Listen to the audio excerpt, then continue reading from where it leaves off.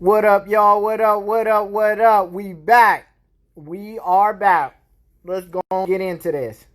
I'm gonna wait for y'all to get on up in here. We're gonna go ahead and get into this because this is simple math. Like this right here is simple math. Like, So first of all, let's cover a couple of things.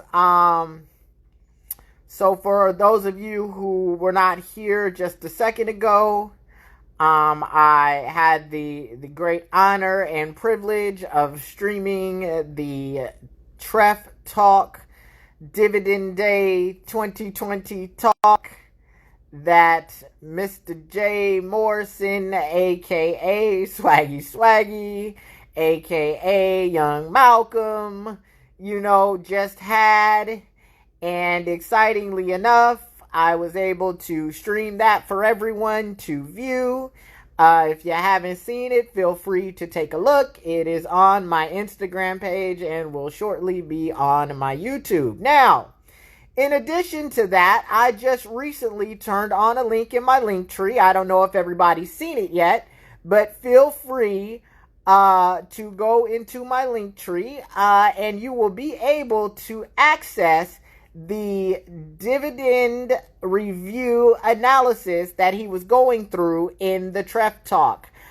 Someone said, you be on time. That's a fact. One thing I cannot stand is people who are late. I am a firm believer that, you show respect for other people's time and your own by how you show up on time. Being a former military veteran, you are taught in the military that you are if you are 10 minutes prior, you are on time. If you are on time, you are late.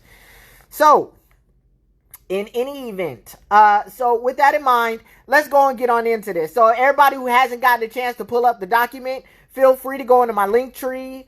Click on the link that says, let me see, how did I title it? TREF Dividend Day, I think. Feel free to click on that. It's going to take you right into a folder that's got this PDF document right here. This is the same PDF document that he was reading from, right? I got it right here, and I have made it available for everybody to read and review. Now, in light of that, I want to get into some numbers. So first of all, let's talk about what a dividend is. What is a dividend, right? So first and foremost, a dividend is what investors or shareholders, and interestingly enough, this is a conversation I'm actually going to have when I start getting into corporate structure. But let's just go into a brief basis and a primer of what I'm going to be going into at a later time. Now, when you are an equity investor, that means you have an ownership position in a company, right? You are eligible for a dividend, provided that is what your return is called, a dividend, provided that the company declares a dividend. Not all companies that you invest in declare dividends.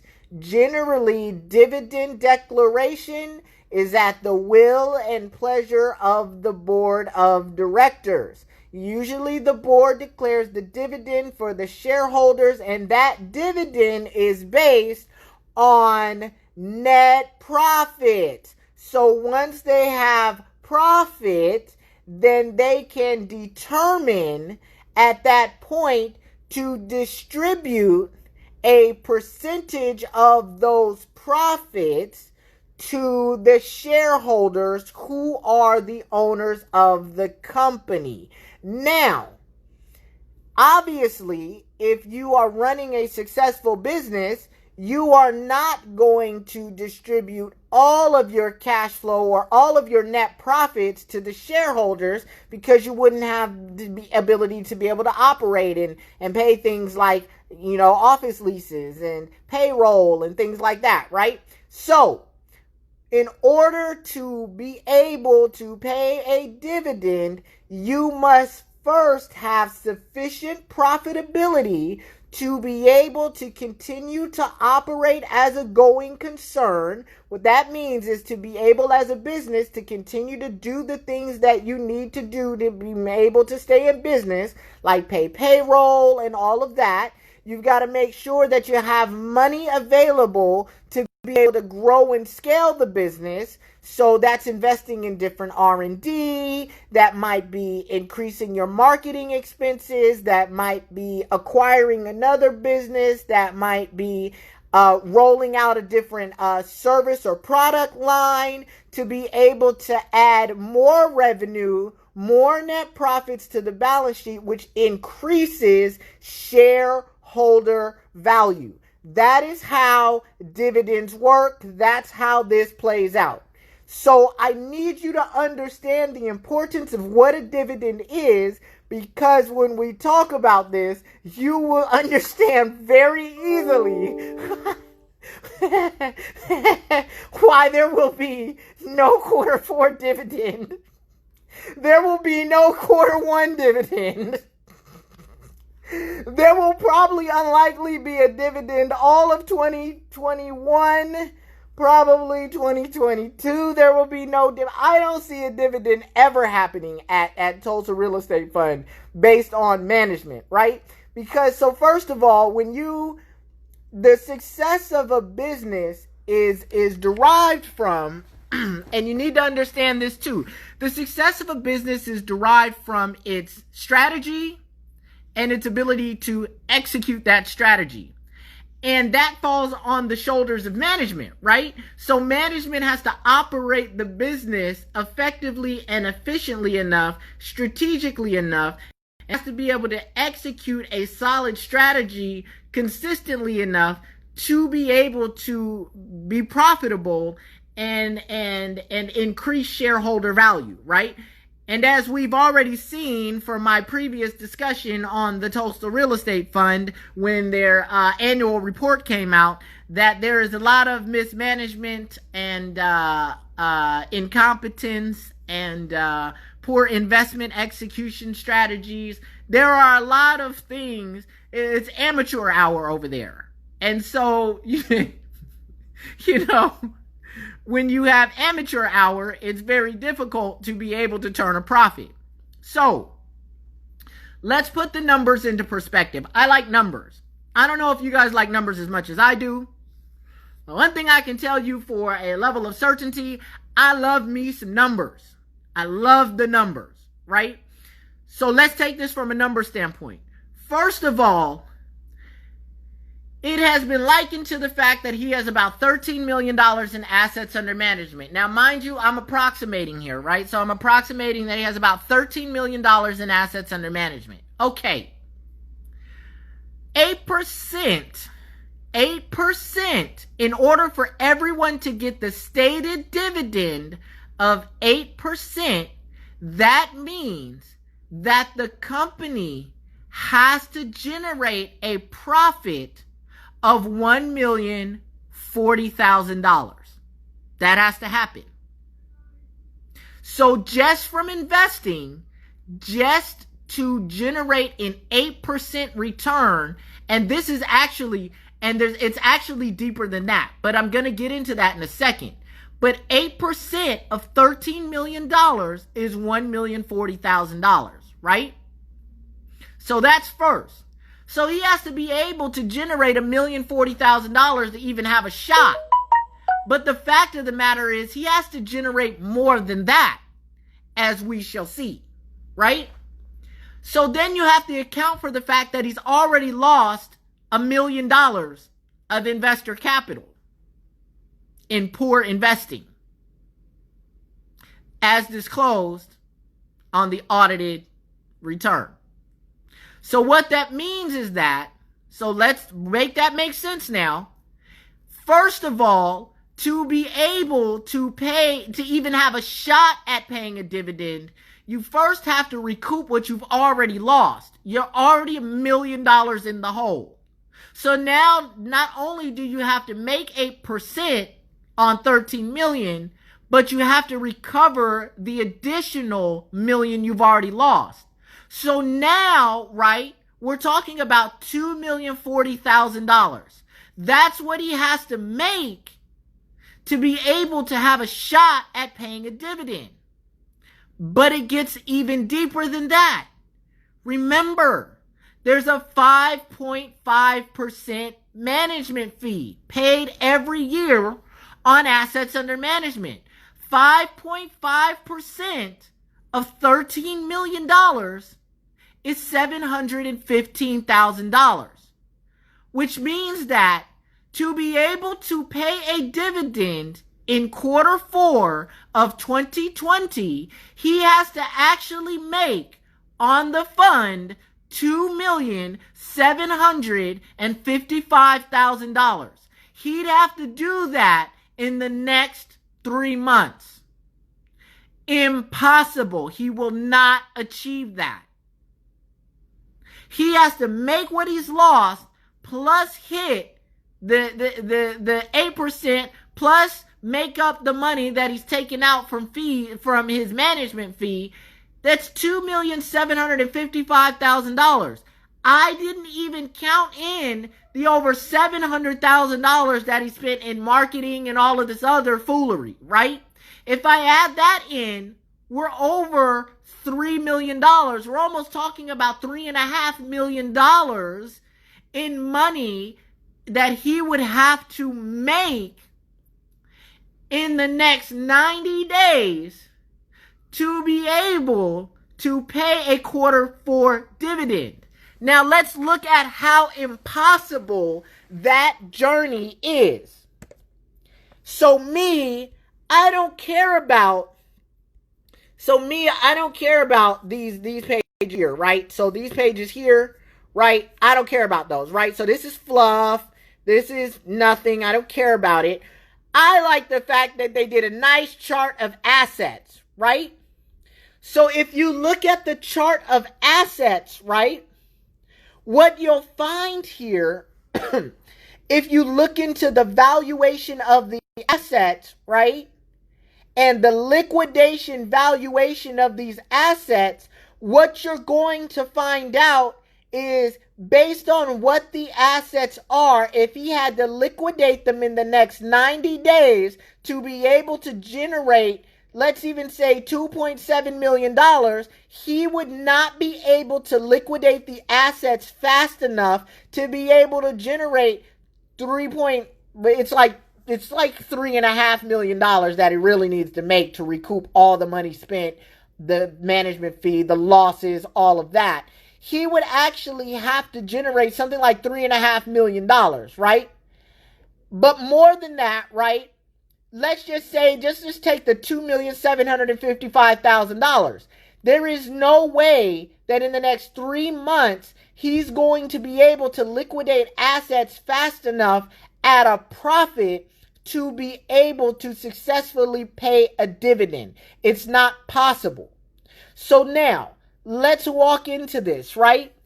You have 1, 2, 3, 4, 5, 6, 7, 8, 9 potentially profit generating engines. 9. You have 1, 2, 3, 4, 5. 5 of them are not even revenue generating. They're not even revenue generating. So out of 9 profit vehicles or 9 profit streams, what you're telling me is that more than half of them don't generate revenue. It is impossible to understand or at least generate a profit. Let's not say they don't generate revenue. Let's say they do not generate a profit. So in light of that, it is impossible for him to be able to generate and be able to pay an 8% dividend when you consider all of the factors. See, because remember, he has to be able to recover that asset. Essentially, for him to be able to pay a dividend, an 8% dividend, based on the losses, based on the management fee, based on what 8% looks like, and based on the marketing expenses and all of that, we're going to call that $3.5 million. What we're talking about here now, $3 million on 13. I mean, last I checked, I mean, you know, you'd have to essentially be selling your assets at a 20% profit margin. You'd have to be selling at roughly a 20% profit margin. So if you've got $1 million asset, you'd have to be able to turn and sell that asset for $1.2 million to have a shot at being able to pay a dividend. In this economic environment with COVID, property values, this is not a seller's market. This is a buyer's market. There is no way you're going to be able to sell all of your real estate at a 20% profit margin. It doesn't make sense. And so in light of that, and these are commercial assets too, and you know, like that Lissy Center, he's done a lot of upgrades into that building. And what he doesn't understand about doing commercial upgrades is you never want to put more money into a building than market value will support from an appraisal standpoint. And based on the types of developments and things that he's done in that building, you see what I'm saying? It would be difficult for him to recover the initial investment in that building because, first of all, it's kind of a what I would say is an esoteric type of building, right? It's kind of like, it's not standard to other buildings. It's not even the standard type of commercial building. It's near a railroad track, like, you know, so it's not really a desirable spot to really have a building to a revenue generating building. And so because of that, cash flows are never going to really be there for him to be able to turn a profit in that building. And that's one of the fund's largest investments. And so you understand, like, when you really get into this situation, you understand how difficult it would be for him to declare an 8% dividend and successfully be able to pay an 8% dividend. Like, it doesn't exist. Like, it's not in the realm of possibility in quarter four. It's not quarter four 2020. It's not in the realm of possibility in Q1 2021. And so one of the things that he told on himself, right? He told on himself here with the 1-day loan product, right? So he told on himself there. He said that generates thousands of dollars. Well, my problem with that is you need to be generating millions of dollars in revenue to be able to pay an 8% dividend. Because you got to make up for the losses, the expenses, your management fee, and then hit the 8%. You can't make thousands. You have to make millions, sir. Millions. Thousands of dollars. What world is he living in? He makes it too easy. His level of incompetence is so high, his lack of experience is so high that he doesn't understand that him simply opening his mouth to speak, he provides enough cannon fodder, right, for this to be a simple situation. Like, listen, like, I'm not going by your mouth, sir. You put a chart together of which over half of the fund's investments are not profit generators. Are you kidding me right now? Make it make sense. Like, but I guess he was hoping that, someone like me who's not an investor but actually knows what they're talking about wouldn't get their hands on this document. Unfortunately, sir, I got it. I got the document. So, I just want to kind of break this dividend discussion down because, when you really look at this, it's very clear to see here why there will be no quarter four dividend. So any of you guys that are believing in this guy still, the fact that, he said that there would be a dividend there's a video out where he said that there would be a dividend by October 1st or sooner. And, it's October 6th. And, I just heard the discussion that he had. And what I heard was a lot of spin cycles, a lot of remixes, a lot of excuses. I heard a lot of, you can't hold me to this, you can't hold me to that, is this, what I meant is this. I heard a lot of cleaning up. Somebody needs to teach that man, right? There's an old adage that says that once the words leave your mouth, you cannot pull them back. And you putting words out on videos that are recorded. So, it's a lot to this, right? So, I see, if you're still believing in this guy, if you're still believing in this guy, I question why, because, when you look at this from a true number standpoint, when you take a real investment approach to this, not an emotional approach, investing is not emotional, right? You have to separate the feelings from the facts, right? And, there's no emotions to this. It's all numbers, right? It's all numbers. So, I've presented yet another clear, irrefutable case of numbers for why a dividend is not going to happen. So I'm going to tell you this, if you are a TREF investor and you're on this live right now and you're looking and you believe that there'll be a dividend in 2020, in quarter 4 2020, I can tell you with an unequivocally certainty that unless he's going to pay the investors an 8% dividend out of investor funds, right? Which would then be likened to, that would be exactly a Ponzi scheme. That's what that would be, right? You cannot do that.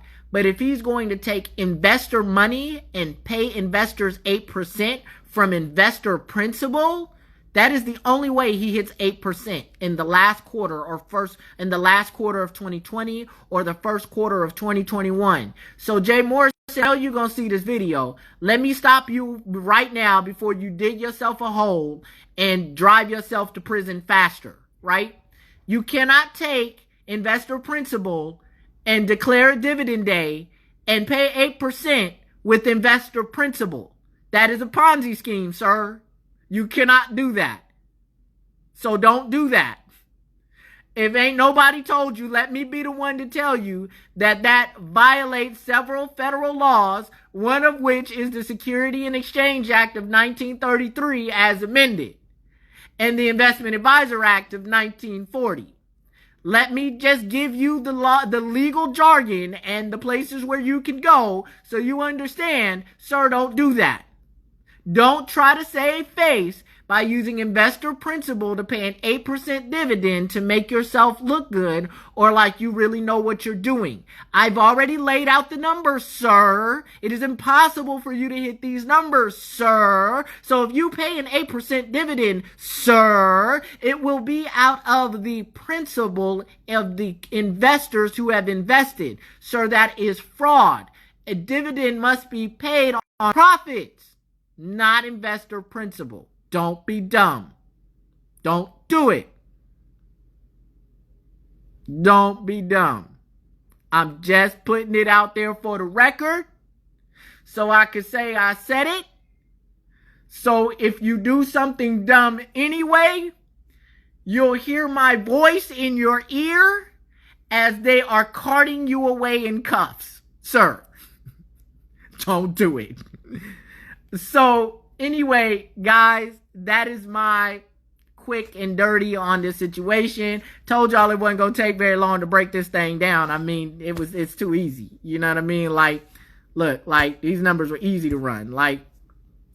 So, Listen, if anybody has any questions, I'm gonna open the floor up for questions. Feel free to use the question mark in the bottom left-hand corner. Go and hit that box for me so we can start a little Q&A session in here. I'd be happy to take a few questions. Unlike Jay Morrison, I don't take fixed questions. I take open questions from anybody in the group, and I get to them. Know what I mean? That's the difference when you're dealing with facts and you're dealing with fiction, huh? Anyway, anybody got any questions, feel free to ask. You know, I tried to make this as clear as I could. I hope this was very clear and people have a real solid understanding here of how I broke this down and what this is, right? Because that's the goal, right? It's to make sense out of nonsense, right? It's to hashtag make it make sense, which is what we do around here. We hashtag make it make sense. You know? So that's that. If there's any questions, you know, you can even write them in the comment section if you'd like. Euclid, what's going on, sir? Happy to see you, baby. It's been a while. Thank you, sir. I appreciate you. I'm gonna definitely give you a call a little bit later. We're gonna chop it up because I need to catch up with you anyway. But yeah, feel free, you know, if you got questions. I see a question coming through right now. So Goddess Yasmin asked a good question. Is this guy going to jail or at least being prosecuted, indicted? I can tell you with a certain level of certainty, that, this guy's going to end up in prison. Now timing on that, I can't say, but the way he's moving, like, I mean, I see handcuffs and shackles in his near future. I'm gonna just keep it real with you. I see handcuffs and shackles in that man's future. Federal handcuffs and shackles. Facts. I see some wire fraud charges. I see some potential money laundering charges, some potential bank fraud charges here. I see some enhancements coming. Like, it's gonna be ugly. Okay, so best whole life insurance company to use. Go have a conversation, in my opinion. Now, this is my opinion. This is Rob Jet Life 5. He asked best whole life insurance company to use. So I want to say that before I answer this question, this is my opinion. This is my opinion. My opinion is that New York Life is a great place to go and have discussions about life insurance products. That's my opinion based on experiences with them. So that's my opinion. If you'd like a recommendation, you know, if you're in the New York State area, you know, I've got a great guy that I know over there, Damari. He's a great insurance agent, honest, straightforward, really knows his stuff. You know, I'd be happy to make that introduction. If you're out of state, I'm pretty sure, you know, I could connect you to him and he could find somebody in your area that's just as competent and credible to help you out. But I'm personally a fan of New York Life. So that's my answer to that one. Okay, so let's get another one here. Respect the Mind. Okay, what's up? What up now? How you doing? It says, why did he not leverage the capital he raised first? I'm sorry, he's never been on Wall Street. He don't know nothing about that. You got to be on Wall Street to understand how to leverage capital. Like, this is not something that's just you wake up and know how to do it. You got to have experience doing that. Like, he doesn't have an institutional track record. Ain't nobody trying him out like that. He doesn't have an institutional track record. You got to have an institutional track record to play those kind of games. I'm just keeping it real with you. He doesn't have that. That's why people like him don't start funds. They should never do that, because in order to make a fund to work the way it can really go, you got to have an institutional track record and institutional relationships to be able to do the things and have access to the things that you can really have access to. I'm just saying. So, like, you know, that's why. It's the same reason why administrators won't work with him, right? Because, you know, they see that they don't want to be associated with an unknown entity that doesn't have any experience. Like, and that is, from reading documents, is likely to be end up in jail for running some sort of fraud. That's the truth. Like, people don't want their names associated with that, man. Nobody's doing that. Like, oh, listen, that's why. So that's the answer. That's why. Okay, let me see. What's the next question here? Okay. The Kishore. Okay, I hope I got that right. Would you recommend pursuing a class action suit against Mr. Malcolm, aka Swaggy? I'm weak. I think a class action lawsuit is helpful. Yeah, I think a civil suit is helpful for sure. I would. I think that could be very helpful, and that could bolster a criminal case at a later time. I mean, if you've already gotten a civil judgment, it definitely bolsters a criminal case potentially. So, yeah, I think a class action lawsuit would be advantageous for the investors. I don't see anything wrong with that at all. So that's what I think there. So I think that would be okay. I mean, that's something to explore. Again, I'm not a lawyer, so let me put out the fact that I'm not a lawyer. So, I'm not providing legal advice here. I'm not advising you one way or the other. I think you should talk to counsel about that. But, in my opinion, okay, this is my opinion, I think that's a worthy avenue to explore, in my opinion. Let's see. Do you think here, so this is Colette B. How you doing, Colette? Thank you for the question. Do you think he'll get a slap on the wrist for starting the youth mentorship program? No. I think that based on the loss amount, based on the victim count, federal sentencing guidelines are very straightforward. It's black and white. I don't see him getting a downward departure. I don't see that happening. Based on the fact that, this is a registered situation, there's an enhancement for that as well. Man, I took a peek at the United States sentencing guidelines, based on what I would suspect once he gets arrested that his charges would be. And based on the way I looked at the United States sentencing guidelines, and I didn't even consider all of the possible enhancements, just the ones that I know are pretty much automatic in a situation like this. I mean, I like him for 30 years, to be honest with you. I like him for like 30 years. Like, he's going to get hit hard. Like, he's going to get time. Like, real talk. Like, those guidelines ain't no joke. Like, so that's my answer there. How much money was actually raised? Did anyone know? So that's Mac Walsh 2018. How you doing, Mac? So how much money was actually raised? Does anyone know? So it's in the neighborhood of about 13 million. So he's in the neighborhood of about 13. So he's in that neighborhood. So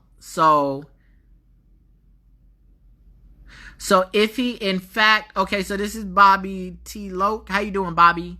It says, if he in fact has committed fraud, why is he calling it a smear campaign?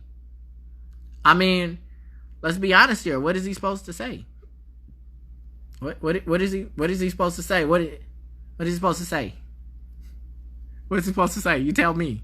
He's supposed to come out and be like, yeah, I'm running a fraud. I got all you niggas money. Is that what he's supposed to say? Like, I mean, make it make sense. Honestly, like,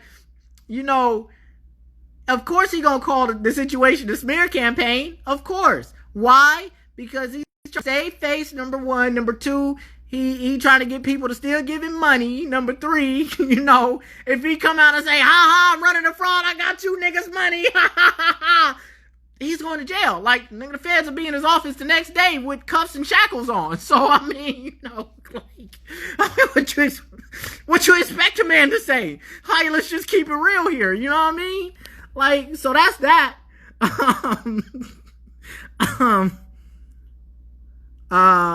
What's new? Did something happen? Okay, so what's new? Did something happen? I broke down the so I live streamed the Dividend Day discussion, the TREF Talk Dividend Day discussion that Mr. Jay Morrison / Swaggy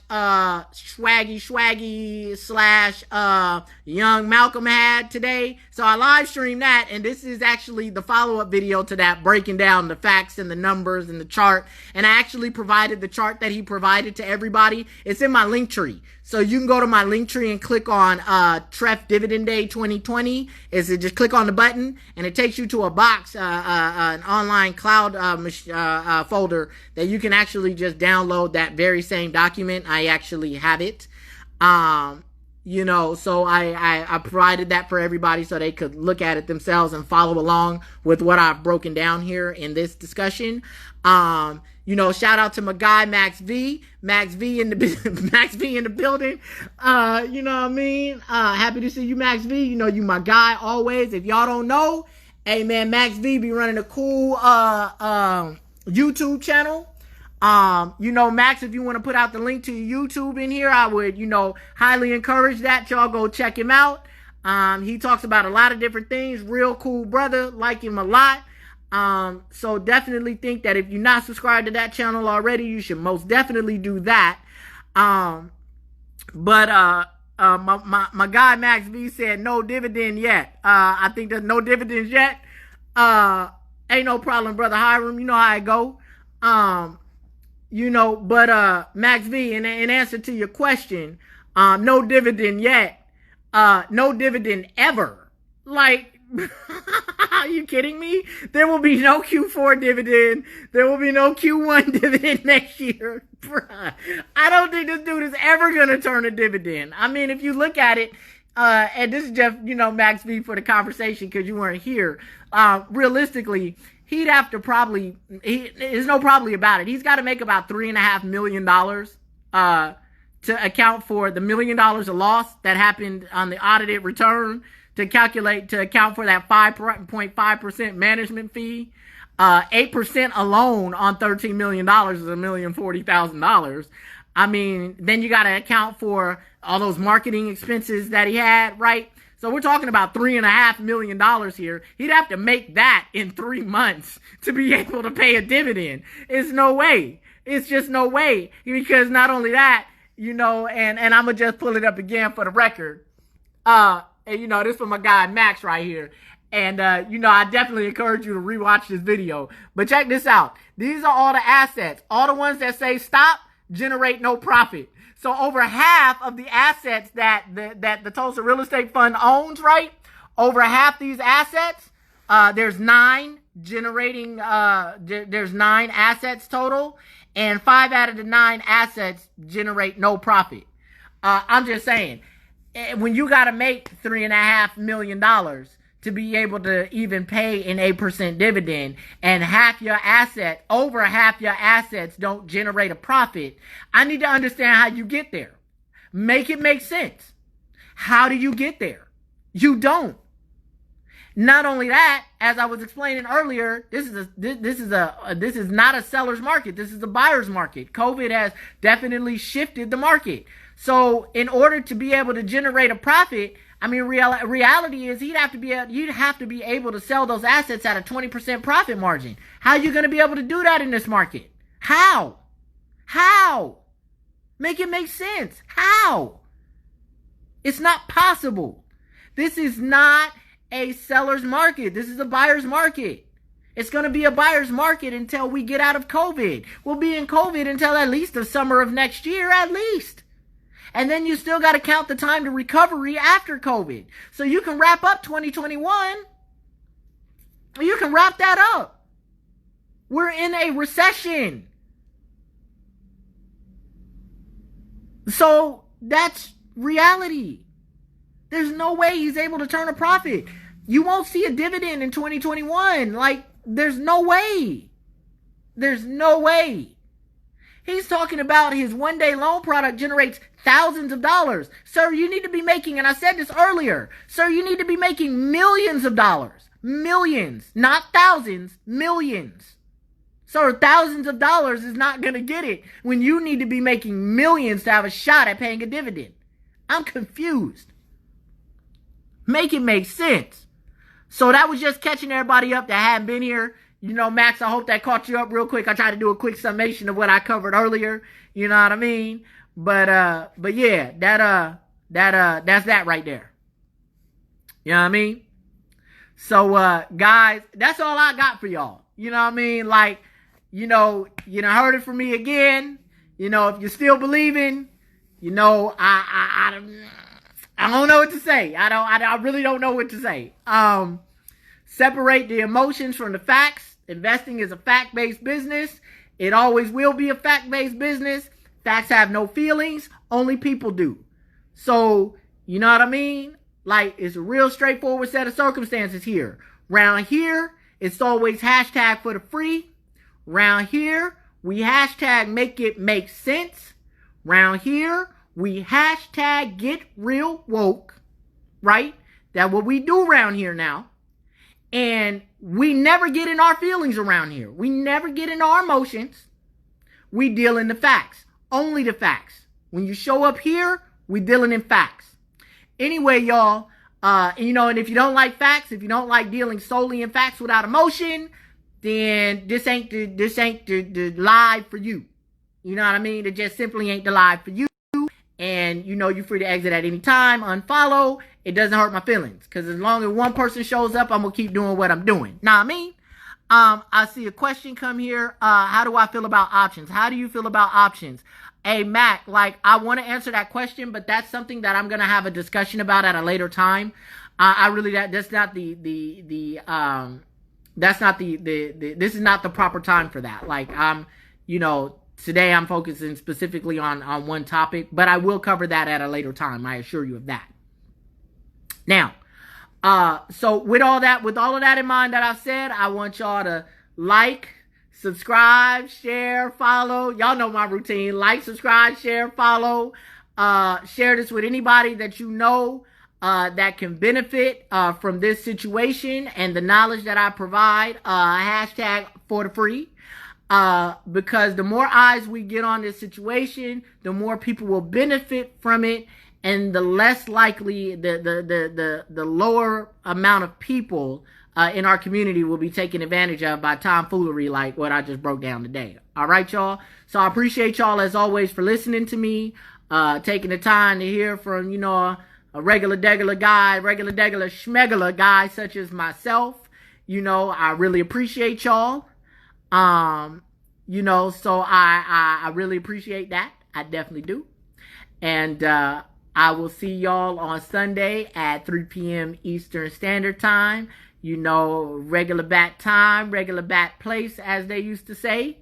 And until then, I'll holla at y'all. Stay safe. Keep your eyes open. As the old timer said, don't take no wooden nickels. All right, y'all. I'll holla at y'all. Later.